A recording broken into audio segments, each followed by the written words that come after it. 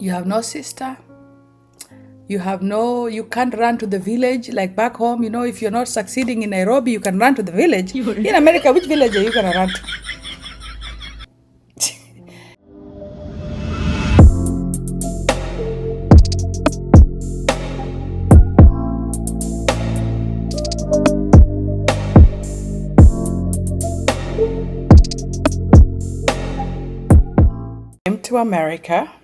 I came to America with only $100 in my pocket. In a dream. I came with $100 in my pocket with a dream, believe it or not. My parents, I got this big dream to go to America. I always knew I was going to come to America. I used to tell my parents I'll come to America. But mostly, I was like, I'll go somewhere other than Kenya. But I didn't know how. So anyways, my friend invited me to come to America and, to help with her kid. She had just had a baby and we were best friends. We were best friends. And she said, come so you can, we can have that American dream by you coming to visit. So as soon as my parents had, and you guys can attest to this, you Kenyans can attest to this, as soon as they had that I'm coming to America, it was like, oh Lord Jesus Christ, the door has been opened. Our child is going to be big. Our life is going to be better. It was whether I was going to come back was not the issue. How I was going to make it was not the issue. It was like, go to America, become a doctor. It was that dream. They sent me, the only money they could give me, actually afford to give me. Of course, my friend was going to take care of me in America. But they gave me $100, pocket money. The $100 was like, our baby, go and succeed. Our baby, go and become a doctor. Our baby. As soon as you have an opportunity, they see that as you have succeeded. You're already going to be a doctor. So it's like that dream. So go and succeed. Go and be a doctor. Go and send us money. Go and help your brothers and sisters. As soon as you get to that airport, that Kenyan airport, whether you're going to visit, whether you're going to vacation, it's like the door has opened. The retirement plan is working. I'm telling you, our kids, they don't understand when we tell them that we had no option but succeed. As immigrants here in America, we had no option but succeed. There was you're sent to America with $10, $100, sometimes no money. And remember that $100, I was given at the airport. By the time I got to Utah, where I was going, was $60. So I got to America $60 because as soon as I got to the airport, I want those nice things, those duty-free things, chocolate. And those chocolate are duty-free. How much are they? The chocolate at duty-free are like $10. You want a sandwich. You want to taste America before you get there. And they entice you with those things, those duty-free things. So as soon as, I'm telling you, if you haven't subscribed, subscribe, because we're going to be going on a journey to America. I tell you, my children, anybody, if your mom is an immigrant, your dad is an immigrant, the things they went through. Ooh. As we are our parents' retirement plan. As soon as you take that plane, your father is going to pray. Your mother is going to pray. Thank you, Lord. Thank you for opening the doors. Thank you. At least now I know that my life is going to be better. So you come to this country, as soon as you get here, they don't even know how you're going to succeed. They don't know who's going to host you. They don't know. They don't know whether how you're going to get to school. They don't understand how you, even if you came as a student, as long as they can get you that what do you call it? I-20. Once you get the I-20, woo! Hello! Go and be a lawyer. Do they even know how being a lawyer? How many people were told that they have to be a lawyer? How many Kenyans, whose parents told, oh, and you promised them you're gonna be a doctor. For me, let me tell you one promise that I did. When I was coming to America, my grandmother was still alive. Rest in peace, Beldina Ogonyo. Beldina called me. She said, my daughter, my granddaughter, you're going to America.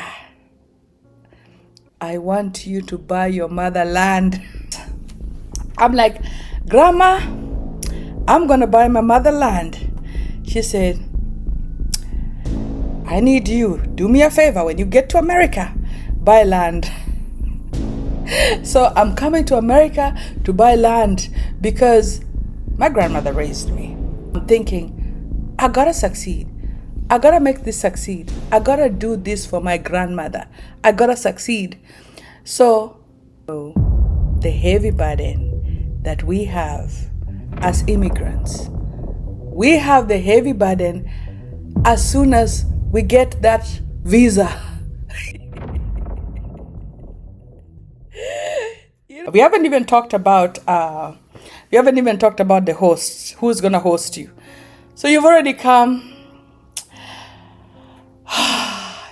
You're in America, and as soon as you get there, your siblings are already seeing themselves going to their friends. My sister in America, she's gonna send me Nike shoes, Gucci. Gucci. As soon as you arrive, the rude awakening whenever you get to America. Immigrants, actually, most immigrants, we don't show them the really dirty side. They don't see. People in Kenya don't see. Your siblings really don't know how you live. They really don't know that you live in an apartment, most probably. You live in an apartment whereby you have to pay, and all the money that you work for, you're either sending it home, you're sending it for their school fees, you're sending it for to help your mother, for cooking, for anything, And on top of that, you still have to survive. How many of you are your parents' retirement friends? And the thing is, we don't even know how. Let me tell you, being parents in retirement plan. We don't even know how the parents got the babies. And let me tell you, they're telling you, hey, when you get to Kenya, remember your sisters pay school fees. But the next month they're giving birth. You have every year, they're telling you, hey, don't forget your sister's school fees. And the next month they're pregnant.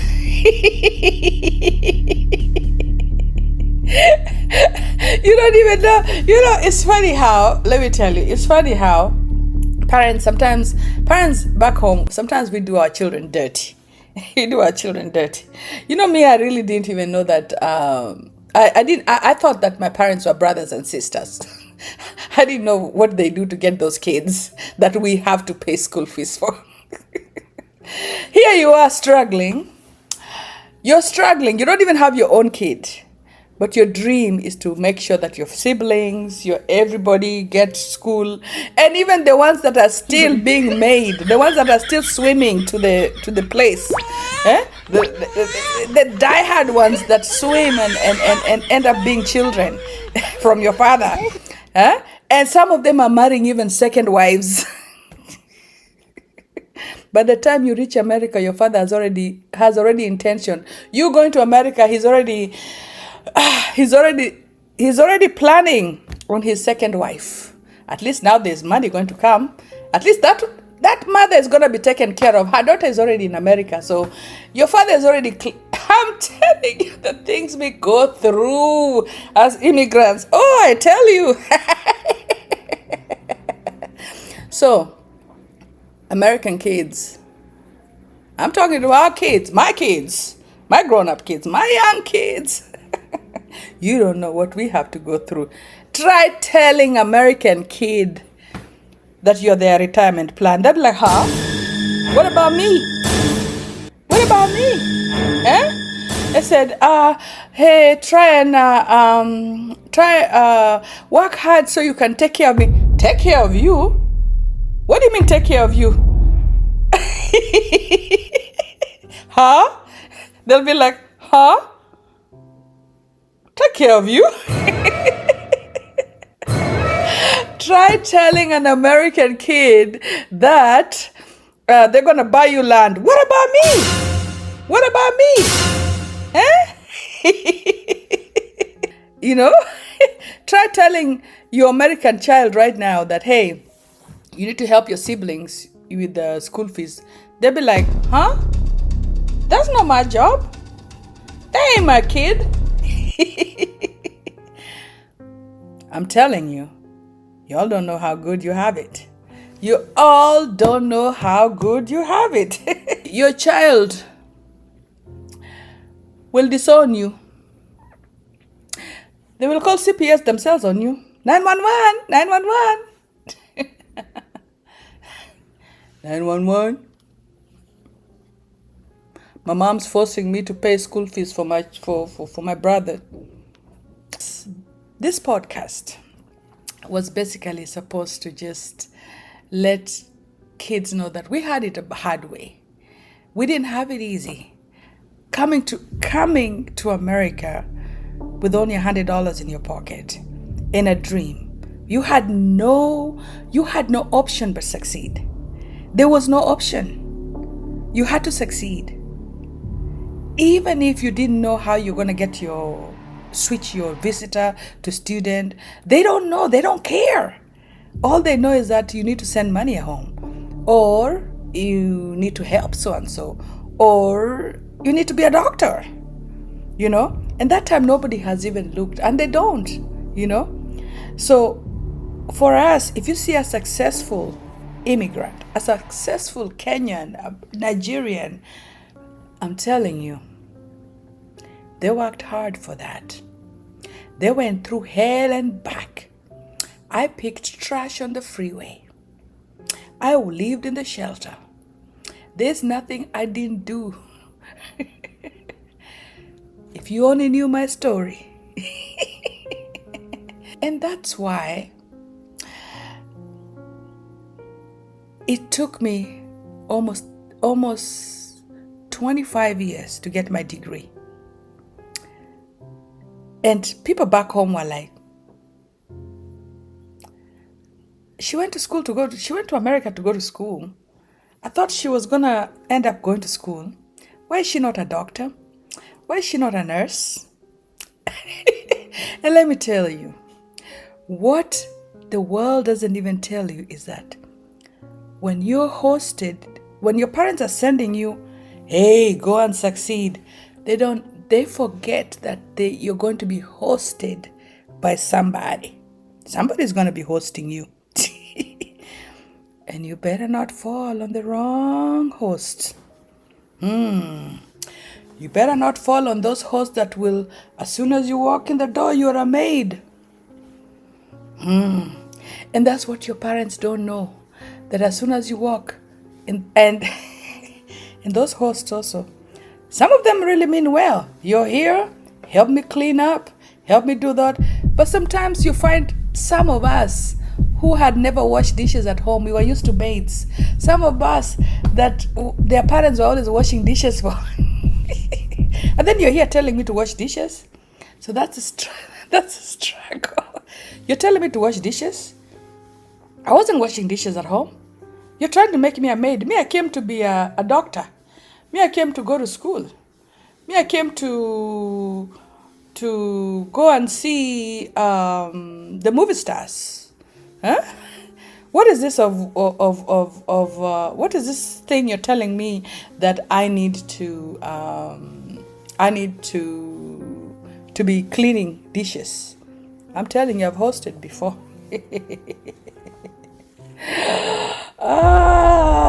Give you kudos to anybody who has hosted here in America. Kudos to anybody who's hosted here in America. I'm telling you. And thank you to my auntie who hosted me, because I know I wasn't the best person to host. Hosting is the hardest thing. You know, you have good intentions, and me, family have good intentions. Hosting is one of the hardest things people can do. Hosting the new generation, and you're hosting somebody who already knows it all, who thinks things need to move fast, and you're here trying to tell them slow down. The best thing is let them learn, let them step away, let them learn. And the world is a quick teacher. America will teach you real good. America taught me real quick, because I came cocky. I was cocky when I first came to America. I was just like, I just finished college in Kenya. I'm coming to succeed. America slapped me on the face and told me, sit down, you don't know nothing. Sit down, you don't know nothing. You still don't have your papers. You're still in diapers. That time, I'm coming like, I've been watching Michael Jackson. I've been doing all this. That time I came with, what do you call it? Janet Jackson's hairstyle. So I've been watching that, control it. I'm thinking, oh, America slapped me on the face and told me, sit down. We're gonna show you, you're a visitor. We're gonna show you how to do this. You gotta chill. You gotta chill. Let's start afresh. Chill. Come on, let's go. Let's start. How are you gonna stay in this country, first of all? You came as a what? As a visitor? Okay, you came as a student. You have your I-20. Do you have your school fees? This is America talking now. Where are you gonna stay? How much are you gonna pay? You know that when you stay here, mama is not here no more, so you're gonna have to pay the person, even if it's your aunt. How much are you gonna pay your auntie or your uncle who you're living with? How are you gonna eat? America will sit you down as soon as you get here and correct that real quick. And as soon as you come with that accent that you had in Kenya, they'll be asking you, excuse me? What do you say? That time you're like, you know, most people think that if they roll their tongue so much and if they try to talk like a man, if you have an accent, don't even try talking like an American. Talk normal. They'll understand you better.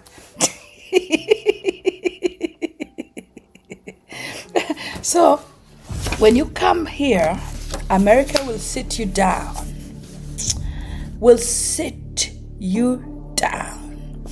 And tell you, chill.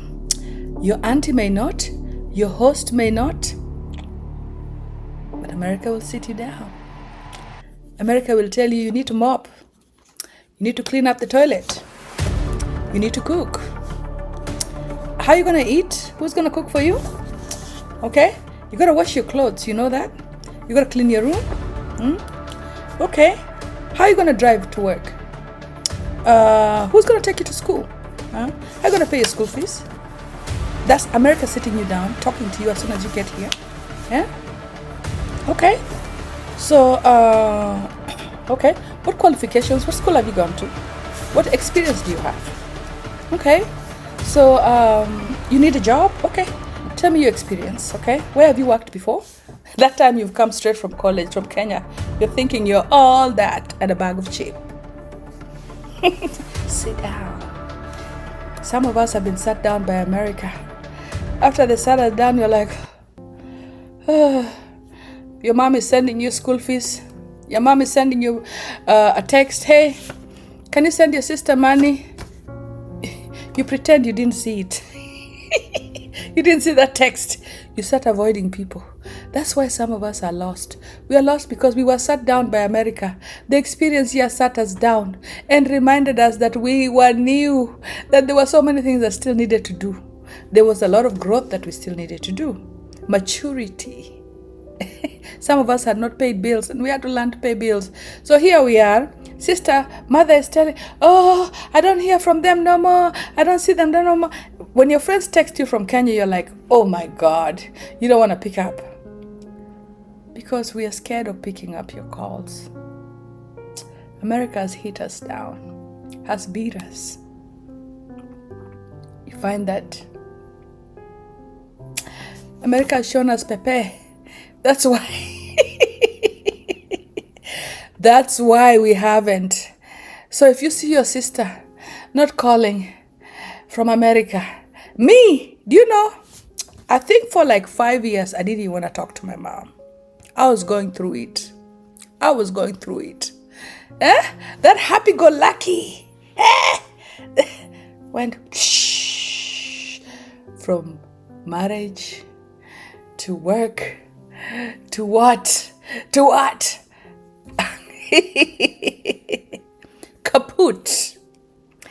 Then I was ashamed, that girl who was saying bye in the airport. But you know what helps with the immigrant? The immigrant, do you know what helps us? We have no option but succeed. You have no mama to cry to. You have no sister. You can't run to the village like back home. You know, if you're not succeeding in Nairobi, you can run to the village. In America, which village are you going to run to? You can't go back home because you realize that your status, you already been sat down and given all the reasons why you need to chill. Sit down. Sit your ass down. So now, you've been beat up. I'm telling you. The world beats you up, molds you, and by the time you succeed, so when you see a successful immigrant, they have been molded like crazy. It's like gold. They're now gold. They're shining when they come home. What they went through, the molding they went through, the sit-downs they had to have, the enemies they had to create with their relatives. You don't know. Some of them don't talk to their relatives until they die. Not because the relatives did them anything wrong, but because the slap on their face, the reality. You know me, I've apologized to my auntie. Not that I mistreated her, no. But I know I wasn't a good host. I wasn't a good visitor. I was good. I didn't do anything crazy. But there's so many things I didn't know then. Anyways, I want you to subscribe if you haven't subscribed, because we're walking on this journey. We're walking, we're encouraging, we're talking, we are Lily. Late night with a Lily. Okay? Thank you so much. And subscribe.